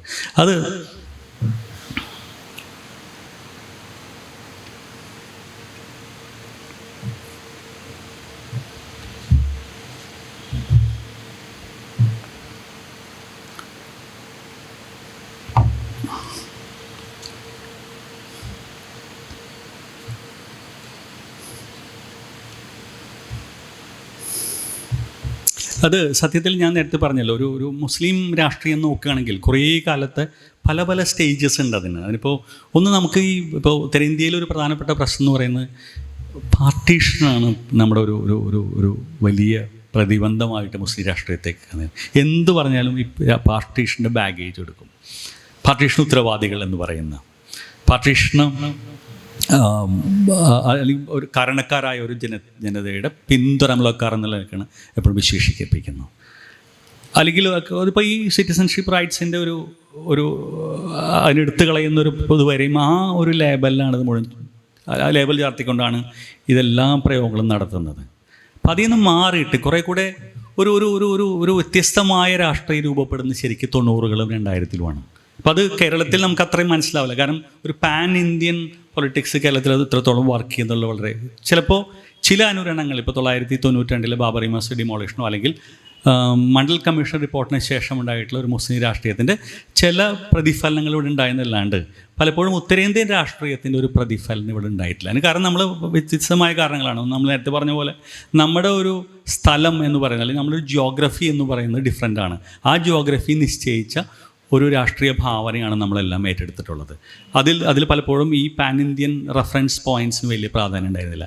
പക്ഷേ ഇവരെന്താ ചെയ്തതെന്ന് വെച്ചാൽ ഇതിനൊരു ഇൻട്രസ്റ്റിംഗ് ആയിട്ടുള്ള സംഗതി എന്ന് വെച്ചാൽ ഇത് ഒരു ഉത്തരേന്ത്യയിലെ രാഷ്ട്രീയത്തെ പതുക്കെ മോചിപ്പിക്കുന്ന തരത്തിൽ ഒന്ന് കോൺസ്റ്റിറ്റ്യൂഷൻ കൊണ്ട് മോചിപ്പിക്കുക എന്നൊരു സംഗതി വന്നു. കോൺസ്റ്റിറ്റ്യൂഷൻ, നിങ്ങൾ ഈ റൈറ്റ്സിനെ കുറിച്ച് പറയുമ്പോൾ നിങ്ങൾ ആദ്യം കയ്യിലെടുത്ത് കോൺസ്റ്റിറ്റ്യൂഷനാണ് എടുക്കുന്നത്. ഈ കോൺസ്റ്റിറ്റ്യൂഷൻ വിഭാവനം ചെയ്യുന്നപ്പോൾ ദളിത് രാഷ്ട്രീയത്തിൻ്റെയൊക്കെ പ്രധാന ഒരു ബിന്ദുവായിട്ട് കോൺസ്റ്റിറ്റ്യൂഷൻ മാറുന്ന പോലെ മുസ്ലിം രാഷ്ട്രീയത്തിൻ്റെ ഒരു പ്രധാന ബിന്ദുവായിട്ട് കോൺസ്റ്റിറ്റ്യൂഷൻ മാറുന്നുണ്ട്. ഇവർ പറഞ്ഞ നിങ്ങൾ ഈ പറയുന്ന ഈ ഡോക്യുമെൻറ്റ്സ് ഞങ്ങൾ മുന്നിൽ വയ്ക്കുന്നത്, ഈ ഡോക്യുമെൻറ്റ് ലീഗൽ ഡോക്യുമെൻറ്റ്, ഈ കോൺസ്റ്റിറ്റ്യൂഷനാണ് ഞങ്ങൾക്ക് ഈ അധികാരങ്ങൾ തരുന്നത്. കോൺസ്റ്റിറ്റ്യൂഷനെ മറ്റ് ഈ ഫാഷിസ്റ്റുകൾക്ക് വിരളി പിടിപ്പിക്കുന്ന രീതിയിൽ അവർ കൊണ്ടുവന്നു. രണ്ടാമത്തെ ഒരു കാര്യം, പ്രധാനപ്പെട്ട കാര്യം നേരത്തെ പറയാൻ വിട്ടുപോയിരുന്നത് ഒന്ന്, രണ്ടാമത്തെ ഇപ്പോൾ നിങ്ങൾ നോക്കുകയാണെങ്കിൽ ഈ മുസ്ലിം കഴിഞ്ഞ ഒരു 10 വർഷമായിട്ട് 15 വർഷമായിട്ട് മുസ്ലിങ്ങൾ നേരത്തെ ഞാൻ പറഞ്ഞല്ലോ ഈ ഈ മറ്റേ അവകാശങ്ങളുടെ രാഷ്ട്രീയത്തിൽ നിന്ന് അതിജീവനത്തിൻ്റെ രാഷ്ട്രീയത്തിലേക്ക് മാറുന്നെന്ന് പറയുന്നുണ്ട്. ഈ അതിജീവനത്തിൻ്റെ രാഷ്ട്രീയത്തിൽ നമ്മൾ പെട്ടെന്ന് ഒറ്റ നോട്ടത്തിൽ കണ്ടാൽ ചില കീഴടങ്ങൽ പോലെ തോന്നും നമുക്ക്. ഈ കീഴടങ്ങൽ എന്ന് പറയുന്നത് പലപ്പോഴും നമ്മളൊരു സെക്കൻഡറി സിറ്റിസൻസാണ്, മുസ്ലിങ്ങളൊരു സെക്കൻഡറി സിറ്റിസൻസാണെന്നും ഒരു ഫാഷിസ്റ്റ് രാജ്യമായി മാറിക്കൊണ്ടിരിക്കുകയാണെന്നും ഹിന്ദുത്വ ഫാഷിസം അത് പല രീതിയിൽ ഭരണകൂടത്തിൻ്റെ ഇടപെടലുകളെയൊക്കെ സ്വാധീനിക്കുന്നുണ്ടെന്നും അതിനനുസരിച്ച് താളം തുള്ളുന്ന ഒരു ഭരണകൂടം ഉണ്ടാകുന്നൊക്കെ മനസ്സിലാക്കുകയും ഒരു പിൻവലിയലുണ്ടാവുന്നുണ്ട്. പക്ഷെ ഒരു തരം ഹ്യൂമിലിയേഷൻ, നമ്മൾ ഏറ്റവും നന്നായിട്ട് പറഞ്ഞിട്ടുള്ള സുന്ദർ സാരൂക്കായി പറയുന്നത് ഇത്തരം ഒരു ഇൻസൾട്ട് അല്ലെങ്കിൽ ഒരു ഹ്യൂമിലിയേഷൻ ഉണ്ടാവുന്ന ജനതയിൽ വ്യത്യസ്ത രീതിയിലുള്ള പൊളിറ്റിക്കൽ സബ്ജക്റ്റിവിറ്റീസ് ക്രിയേറ്റ് ചെയ്യപ്പെടുന്നുണ്ട്.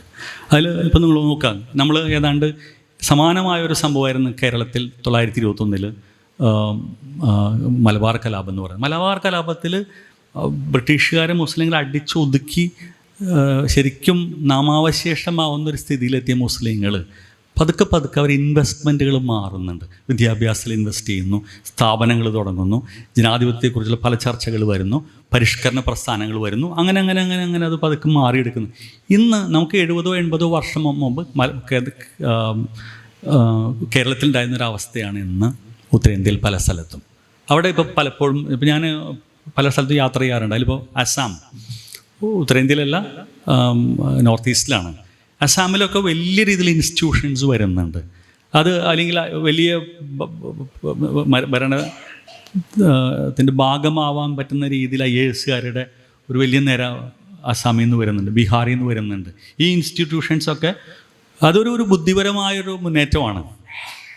അതിൽ തന്നെ സ്ത്രീകളുടെ ഒരു വലിയ പങ്കുമുണ്ട്. അതിന് രസകരമായ സംഗതി ഒരു ക്രൈസിസിനെ എങ്ങനെ, ഒരു ഇൻസൾട്ടിനെ അല്ലെങ്കിൽ ഒരു ഹ്യൂമിലിയേഷനെ എങ്ങനെ വേറെ രീതിയിൽ മാറ്റിയെടുക്കാൻ പറ്റും. അതിന് വയലൻസ് കൊണ്ടല്ലാതെ ബുദ്ധിപരമായിട്ട് നേരത്തെ പറഞ്ഞ സിഖ് ഉദാഹരണം മുൻനിർത്തിക്കൊണ്ട് അല്ലെങ്കിൽ സിഖ് മാതൃക മുൻനിർത്തിക്കൊണ്ട് അങ്ങനെ മാറ്റിയെടുക്കാൻ പറ്റുന്ന തരത്തിലുള്ളൊരു എൻഗേജ്മെൻറ്റാണ് മുസ്ലിങ്ങൾ നടത്തിക്കൊണ്ടിരിക്കുന്നത്. അത് ഞാനിനി അതിൻ്റെ അതിൻ്റേതായിട്ട് കേരളത്തിലേക്കാണ്. കേരളത്തിൽ അടുത്ത കാലത്ത് കേരളത്തിൽ ഇതിനെ എങ്ങനെ നമുക്ക് ഇതിനെ ബന്ധിപ്പിക്കാം? കേരളത്തിൽ പലപ്പോഴും ഇപ്പോൾ നമ്മുടെ ഏറ്റവും കൂടുതൽ കാണുന്നൊരു ഏറ്റവും വിസിബിളായിട്ടുള്ളൊരു ഉദാഹരണം എന്ന് വെച്ചാൽ കുട്ടികളുടെ ഒരു മൊബിലിറ്റിയാണ്.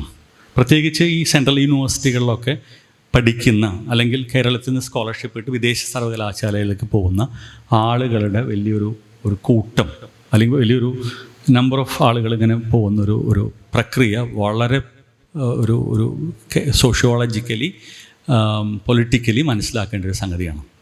അതിൻ്റെ ഒരു പ്രധാനപ്പെട്ട ഘടകം എന്ന് പറയുന്നത് ഈ കാലത്തുണ്ടായിട്ടുള്ള സോഷ്യോളജിക്കൽ ചേഞ്ചസും ഉണ്ട്. ഒന്ന്, മുസ്ലിങ്ങളിടയിൽ വിദ്യാഭ്യാസമുള്ള സ്ത്രീകളുടെ എണ്ണം കൂടുന്നു.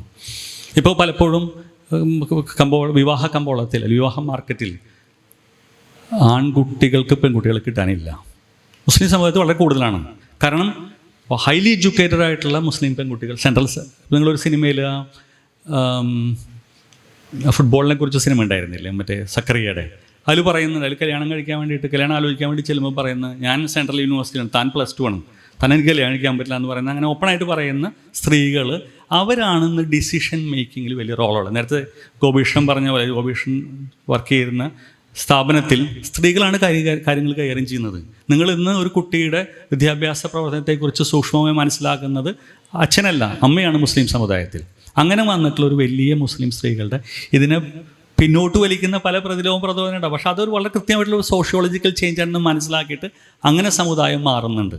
ജോലി ചെയ്യുന്ന ആളുകൾ, സ്ത്രീകളുടെ, ഇപ്പോൾ ബാംഗ്ലൂരൊക്കെ ചെന്നാൽ നിങ്ങളൊരു നൈറ്റ് ബസ്സിന് തൃശ്ശൂർന്നോ കോഴിക്കോടുന്നോ നൈറ്റ് ബസ്സിൽ കയറി നോക്കുക, ഒരുപാട് മുസ്ലിം പെൺകുട്ടികൾ ബാംഗ്ലൂർ ഒറ്റയ്ക്ക് രാത്രി യാത്ര ചെയ്ത് അവിടെ ജീവിക്കുന്നു, അവിടെ പണി ചെയ്യുന്നു, തിരിച്ചു വരുന്നു, അല്ലെങ്കിൽ അവിടെ പിന്നെയും പല സ്ഥലങ്ങളിലേക്ക് യാത്ര ചെയ്യുന്നു, ഒറ്റയ്ക്ക് യാത്ര ചെയ്യുന്നു. ഈ വ്ളോഗേഴ്സിൻ്റെ ഒക്കെ എടുത്ത് നോക്കുമ്പോൾ പലപ്പോഴും ബൈക്കിന് പോകുന്ന മുസ്ലിം സ്ത്രീകൾ, നമുക്ക് ഇമാജിൻ ചെയ്യാൻ പോലും പറ്റാത്ത, ഇമാജിൻ ചെയ്യാൻ പറയുന്നത് പൊളിറ്റിക്കലി കറക്റ്റല്ല, നമ്മൾ ഇമാജിൻ ചെയ്തൊരു സംഗതിയാണത്. വലിയൊരു മാറ്റം ആ സ്ത്രീകൾക്കുണ്ട്. പിന്നെ കുട്ടികളൊക്കെ തന്നെ ഒരു ഈ ക്രൈസിസ് മനസ്സിലാക്കിയിട്ട് ഇനി കഴിഞ്ഞ 10 വർഷത്തെ അനുഭവത്തിൻ്റെ വെളിച്ചത്തിൽ അവർ പതുക്കെ ഒരു തരത്തിലുള്ള ഒരു മുസ്ലിം ഇൻ്റലിജൻഷ്യ രൂപപ്പെടുന്ന തരത്തിൽ, അതിനാണ് പല രീതിയിൽ ഇങ്ങനെ ഇൻ്റലക്ച്വൽ ജിഹാദ് എന്നൊക്കെ ആൾക്കാർ വിളിക്കുന്നുണ്ടാവും, പല രീതിയിലൊക്കെ സംശയാസ്പദമായ സാഹചര്യങ്ങളോട് കാണുന്ന ആൾക്കാരുണ്ടാവും. പക്ഷേ ഞാൻ എൻ്റെ അനുഭവത്തിൽ അധ്യാപകൻ എന്നുള്ള നിലയ്ക്ക്, പ്രത്യേകിച്ച് ഡൽഹിയിൽ വർക്ക് ചെയ്യുന്ന കാലഘട്ടത്തിൽ, ഞാൻ രാമകൃഷ്ണൻ ഏതാണ്ട് അതേ അഭിപ്രായമായിരിക്കും. കാരണം ഞങ്ങളൊക്കെ മനസ്സിലാക്കിയുള്ള ഒരുപാട് കുട്ടികൾ, അത് സാധാരണ ഒരു ഏറ്റവും പിന്നോക്ക പ്രദേശങ്ങളിൽ നിന്ന് പിന്നോക്ക ഗ്രൂപ്പുകൾ, ഇപ്പോൾ സുന്നികൾ എന്ന് പറയുന്ന ഏറ്റവും പഴഞ്ചെന്ന് വിശ്വസിക്കുന്ന ഗ്രൂപ്പുകൾ 2 കോളേജുകളിൽ നിന്നാണ് ഏറ്റവും കൂടുതൽ ഡൽഹിക്കും ഏറ്റവും കൂടുതൽ വിദേശ സർവകലാശാലയിൽ പോയ കേരളീയരായിട്ടുള്ള ആളുകളുടെ എണ്ണം എടുക്കുകയാണെങ്കിൽ ഈ 2 ഗ്രൂപ്പുകളാണ്. ഒന്ന് ദാറുൽ ഹുദ എന്ന് പറയുന്ന സ്ഥലം, മറ്റത് AP അബൂബക്കർ മുസ്ലിയാർ നടത്തുന്ന മർക്കസ് സക്കാഫത്ത് സുന്നിയ. ഈ 2 സ്ഥാപനങ്ങളിൽ നിന്നാണ്. നേരത്തെയൊക്കെ മാറിവാനിയസ് കോളേജോ അല്ലെങ്കിൽ മറ്റു കോളേജുകളായിരുന്നു, തിരുവനന്തപുരത്തെ പ്രമുഖമായ കോളേജുകളിൽ. അവിടെ ഒന്നുമല്ല. ഇന്ന് ഏറ്റവും കൂടുതൽ സ്കോളർഷിപ്പ് കിട്ടുന്നത്, ഞാൻ ചലഞ്ച് ചെയ്യണം, നിങ്ങൾ നോക്കാവുന്ന ഒരു കാര്യം, പരിശോധിക്കാവുന്ന ഒരു കാര്യമാണ്. ഏറ്റവും കൂടുതൽ സ്കോളർഷിപ്പ് കിട്ടുന്ന അവരെത്തിപ്പെടുന്ന മേഖലകളൊക്കെ പരിശോധിക്കുക, അത്ര വലിയ മാറ്റം ഉണ്ടായിട്ടുണ്ട്. അത് ഒരു തരത്തിൽ ഈ പറയുന്ന ഒരു ഹ്യൂമിലിയേഷൻ, ഒരു ഇൻസൾട്ടിനെ എങ്ങനെ മറികടക്കാം എന്നുള്ള ഒരു മുസ്ലിം അന്വേഷണമാണ്. അതിൽ പെൺകുട്ടികളുടെ ഒരു റോള് വളരെ നിർണായകമാണ്. പെൺകുട്ടികൾ എന്ന് പറഞ്ഞാൽ ഞാൻ നമ്മുടെ സുഹൃത്തുണ്ടായിരുന്നു, ഞങ്ങളുടെയൊക്കെ ഒരു സുഹൃത്തായിരുന്നു, പേര് വിടുന്നു, പുള്ളി മാസച്യൂസെറ്റ്സ് ഇൻസ്റ്റിറ്റ്യൂട്ട് ഓഫ് ടെക്നോളജിയിൽ പഠിപ്പിച്ചിരുന്ന അദ്ദേഹം മരിച്ചുപോയി, ട്രെയിൻ ആക്സിഡൻറ്റിൽ മരിച്ചുപോയി. ഓർമ്മയില്ലല്ലോ, പുള്ളിയുടെ പേര് പെട്ടെന്ന് മനസ്സിൽ വരുന്നില്ല. പുള്ളി ഒരിക്കൽ കണ്ടപ്പോൾ പറഞ്ഞു, പുള്ളി വളരെ അടുത്ത സുഹൃത്തെ, കുറേ കാലം ഡൽഹിയിൽ നിന്ന് വരുമായിരുന്നു, ഇടയ്ക്കിടയ്ക്ക് വരുമ്പോൾ നാട്ടിലേക്ക് വരുമ്പോൾ കാണും. പുള്ളി ഹൈദരാബാദിയാണ്, പക്ഷേ മാസച്യൂസെറ്റ്സ് ഇൻസ്റ്റിറ്റ്യൂട്ട് ഓഫ് ടെക്നോളജിയിൽ വർക്ക് ചെയ്യുന്നു. അദ്ദേഹം പറഞ്ഞു, അവിടെ ആദ്യം ഇന്ത്യക്കാരുടെ ഒരു സംഘടന ഉണ്ടായിരുന്നു, ഇന്ത്യൻ വിദ്യാർത്ഥികളുടെ, പിന്നെ മലയാളികളുടെ ഒരു സംഘടന ഉണ്ടായി, ഇപ്പം മലബാർ മലയാളികളുടെ ഒരു സംഘടന ഉണ്ട് അവിടെ. അത് വളരെ പ്രബലമായ സംഘടനയാണ്. ഇപ്പോൾ നിങ്ങൾ എടുത്ത് നോക്കിയോ, അത് വേറെ തരത്തിലുള്ള, ഇപ്പോൾ വിദ്യാഭ്യാസ രംഗത്ത് പ്രവർത്തിക്കുന്ന ആൾക്കാർക്ക് അറിയാം, ഉന്നത വിദ്യാഭ്യാസ രംഗത്ത് പല സ്ഥലങ്ങളിലും ഞാൻ പറഞ്ഞ ഈ ഒരു പ്രത്യേക കമ്മ്യൂണിറ്റി മാത്രമല്ല, ഒരു ഏഷ്യനൈസേഷൻ ഓഫ് എഡ്യൂക്കേഷൻ UK-യിലും US-ലൊക്കെ വിലയിരുത്തുന്നൊരു മാറ്റമുണ്ട്. അതിൽ പ്രധാനപ്പെട്ട ആളുകൾ ഈ പറയുന്ന ഈ പ്രദേശത്ത് നിന്ന്, ഈ ഉൾപ്രദേശ കണ്ണൂർ ജില്ലയുടെയും മുസ്ലിങ്ങൾ മാത്രമല്ല കേട്ടോ, പല രീതിയിലുള്ള ആളുകൾ തുടർന്നിങ്ങനെ പോകുന്നു, ആദിവാസികൾ, ദളിതരൊക്കെ ആയിട്ടുള്ള ആളുകൾ ഒരു മുന്നേറ്റം. ഞാനത് വെമുല മൂവ്മെൻ്റെ ഭാഗമായിട്ട് ഹൈദരാബാദ് യൂണിവേഴ്സിറ്റി സന്ദർശിച്ചപ്പോൾ മനസ്സിലായൊരു കാര്യമാണ്. അവിടെ ചെന്നപ്പോൾ അവിടുത്തെ ഏറ്റവും പ്രധാനപ്പെട്ട ഇതിനെല്ലാം നയിക്കുന്നത് കേരളത്തിലുള്ള ദളിതരോ കേരളത്തിലുള്ള മുസ്ലിങ്ങളോ കേരളത്തിലുള്ള ആദിവാസികൾ വളരെ കുറവാണ്, മറ്റു പിന്നോക്ക വിഭാഗങ്ങളാണ്. ഈ മുന്നേറ്റം, ഈ നേരത്തെ പറഞ്ഞ പോലെ ഈ സിക്കുകാരുടെ പോലത്തെ ഒരു മുന്നേറ്റമാണ് ഈ രംഗത്ത് ആളുകൾ നടത്തിയിട്ടുള്ളത്. അതിനെ നമ്മൾ കാണുന്നത് മനോരമയിലൊരു രസകരമായ വാർത്ത, ഞാൻ ചിരിച്ചു മണ്ണ് കപ്പി. മനോരമയിൽ യമനിൽ പോയ കുട്ടികളെ അതിർത്തിയിൽ തടഞ്ഞ് പോലീസ് ഏൽപ്പിച്ചു എന്നുള്ള ന്യൂസ് വന്നു. അപ്പോൾ അതിന് തമാശ എന്ന് വെച്ചാൽ, അപ്പോൾ അതിന് താഴെ എപ്പോഴും അതിൻ്റെ ഒരു നമ്മൾ ഈ എന്താ പറയുക, ഒരു സോഷ്യൽ ഒരു എന്താ പറയുക ചെയിൻ ഉണ്ടാവുമല്ലോ. അപ്പോൾ നമുക്കിങ്ങനെ ഒരു ചെയിൻ ഓഫ് ഇക്വലൻസ്, നമ്മളിപ്പോൾ ഒരാളെ പറഞ്ഞ അടുത്ത തീവ്രവാദി എന്ന് വിളിക്കണം, അല്ലെങ്കിൽ അത് പൂർത്തിയാക്കില്ല. മുമ്പ് ഒരു RSS ഗുണ്ട കുട്ടിയെ കിണറ്റിൽ നിരക്ഷിച്ചു എന്ന് പറഞ്ഞ പോലെയാണ്. എപ്പോഴും നമ്മൾ ഗുണ്ട എന്ന് പറയുമ്പോൾ RSS ഉണ്ടാവണമെന്നൊക്കെ തരത്തിലുള്ള ഇതുണ്ടല്ലോ, അങ്ങനെ. അപ്പോൾ അതേപോലത്തെ ഒരു ചെയിൻ ഓഫ് ഇക്വലൻസ് ഉണ്ട്. അപ്പോൾ അത് അവസാനത്തേക്കും ഇവർ തീവ്രവാദ പ്രവർത്തനത്തിൻ്റെ ഭാഗമായി ഇത് എഴുതിയ ആളുടെ ഞാനിങ്ങനെ ഒന്ന് നോക്കി. അപ്പോൾ കൊച്ചിയിലുള്ള ഒരാളെ എഴുതിയിരിക്കുന്ന ന്യൂസ്, ഇത് തമാശ എന്ന് വെച്ചാൽ കേരളത്തിലെ മുസ്ലിങ്ങൾക്ക് യമനായിട്ട് പാരമ്പര്യമായി എത്രയോ കാലം പഴക്കമുള്ള ബന്ധമുണ്ട്. നിങ്ങൾക്കറിയാം, കോഴിക്കോടൊക്കെ ചെന്നാൽ യമനികളായിട്ടുള്ള തരീം എന്ന് പറയുന്ന യമനിലെ പ്രദേശങ്ങളിൽ നിന്നും ഹദ്രമൗത്തിൽ നിന്ന് വന്ന ഒരുപാട് മുസ്ലിങ്ങൾ ഇരിക്കുന്നുണ്ട്. മാത്രമല്ല ഇവിടുത്തെ പല പണ്ഡിതന്മാരും പുറത്തു പോയിട്ട് വിദ്യാഭ്യാസം ചെയ്ത ഒരാളാണ്. ഇപ്പോൾ അലി മുസ്ലിയാർ എന്ന് പറയുന്ന ഖിലാഫത്ത് കാലത്ത് പ്രധാനപ്പെട്ട സമര നേതാവായിരുന്നു അദ്ദേഹം, പുറത്തു പോയിട്ട് വിദ്യാഭ്യാസം ചെയ്തത്. ഇനി ഇപ്പോൾ ഈ ലീഗ് നേതാക്കന്മാർ പലരും മലേഷ്യയിലും ഒക്കെ പോയിട്ട് ഇസ്ലാമിക സ്ഥാപനങ്ങളിൽ പ്രവർത്തിക്കുന്ന ആൾക്കാരാണ്. അവരിവിടെ എത്തുമ്പോൾ ഇപ്പം നമ്മൾ മനസ്സിലാക്കുന്നത് ഇവർ തീവ്രവാദ പ്രവർത്തനത്തിന് പോകും. അത് തമാശ എന്ന് വെച്ചാൽ തീവ്രവാദ പ്രവർത്തനത്തെ ഏറ്റവും കൂടുതൽ എതിർക്കുന്ന AP സുന്നിയുടെ ആളുകളാണ് ഈ പോയിട്ടുള്ളത്. അവരെയാണ് ഈ പിടിച്ചത്. പത്രവാർത്ത വന്നത് അവർ തീവ്രവാദ പ്രവർത്തനം. പിന്നെ 2 ദിവസം കഴിഞ്ഞപ്പോൾ ആ ന്യൂസ് തന്നെ വേറെ ഇതിൽ മാറി. അവർക്ക് മനസ്സിലായി ആരോ കാര്യമായിട്ട് ഇടപെട്ടിട്ടുണ്ട്. അതിനുശേഷം ആ ന്യൂസ് മാറുകയാണ്. അപ്പോൾ ഈ മൊബിലിറ്റി ഒരു തരത്തിലെ സംശയം ജനിപ്പിക്കുന്ന സംഗതിയായിട്ട് മാറുന്നൊരവസ്ഥ. നമ്മൾ നേരത്തെ ഈ സംശയങ്ങളൊന്നും ഇല്ലായിരുന്നു. നേരത്തെ അവിടെ നിന്ന് വളരെ കൂളായിട്ട് ഇവിടെ നിന്ന് ആളുകൾ പഠിക്കുകയും നമ്മുടെ പല വിദ്യാഭ്യാസ സ്ഥാപനങ്ങളിലും വിദേശികളൊന്നും പഠിച്ചിരുന്നു, അങ്ങോട്ട് പോയി പഠിച്ചിരുന്നു. അങ്ങനെയൊക്കെയുള്ള അത് ഈ ഒരു എല്ലാ മതങ്ങളിലും പ്രത്യേകിച്ച് യഹൂദർ ഒരുപാട് സംഗതികൾ കോൺട്രിബ്യൂട്ട് ചെയ്തിട്ടുള്ള രീതിയിൽ നമ്മൾ ഉപയോഗിക്കുന്ന പല വാക്കുകളും, ഇപ്പോൾ ഉപ്പ എന്ന് പറയുന്നത്, നമ്മളിപ്പോൾ ഉപ്പ, കാക്ക എന്നൊക്കെ പറയുന്ന വാക്കുകളൊക്കെ അടക്കം യഹൂദരാണ്. കാക്ക എന്ന് പറയുന്നത് മുസ്ലിങ്ങളുടെ ഒരു പേറ്റൻ്റുള്ള സംഗതിയല്ല. കാക്ക എന്ന് പറയുന്നത് യഹൂദരാണ് ആദ്യമായിട്ട് കാക്ക എന്ന് വിളിച്ചു തുടങ്ങിയത്. ഉപ്പ എന്ന് പറയുന്നത് ഉമ്മ എന്നൊക്കെ വിളിക്കുന്നത് യഹൂദരാണ്. അങ്ങനെ ഒരുപാട് ഭാഷയ്ക്കും ഒക്കെ സംഭാവന ചെയ്ത, സംസ്കാരത്തെ സംഭാവന ചെയ്ത ആളുകളെ എങ്ങനെയാണ് നമ്മൾ വിലയിരുത്തുന്നത്? ക്രിസ്ത്യാനികൾ എങ്ങനെയാണ് വിലയിരുത്തുന്നത്? ക്രിസ്ത്യാനികളെ നമ്മൾ പൊതുവേ ഒരു എന്താ പറയുക, കൊളോണിയൽ കാലത്തെ അവരെ സപ്പോർട്ട് ചെയ്തിരുന്ന അവരുടെ സിൽബന്ദികൾ എന്ന് പറയുന്നത് ഏറ്റവും വലിയ ആൻറ്റി കൊളോണിയൽ സമരം നടന്ന കേരളത്തിൽ കുരിശ് സത്യമാണ്. ഒരുപാട് സമരങ്ങൾ ഇവിടുത്തെ സ്ത്രീയും ക്രിസ്ത്യാനിയും നടത്തിയിട്ടുണ്ട്. ഇതൊന്നും ഈ തരം ഇതിൽ വരില്ല. എപ്പോഴും ബ്രിട്ടീഷുകാരോട് ഒട്ടിച്ചേർന്ന ആൾക്കാരെന്നുള്ള ആൾക്കാണ് വരുന്നത്. ഞാനിത് കൂടുതൽ നീട്ടുന്നില്ല.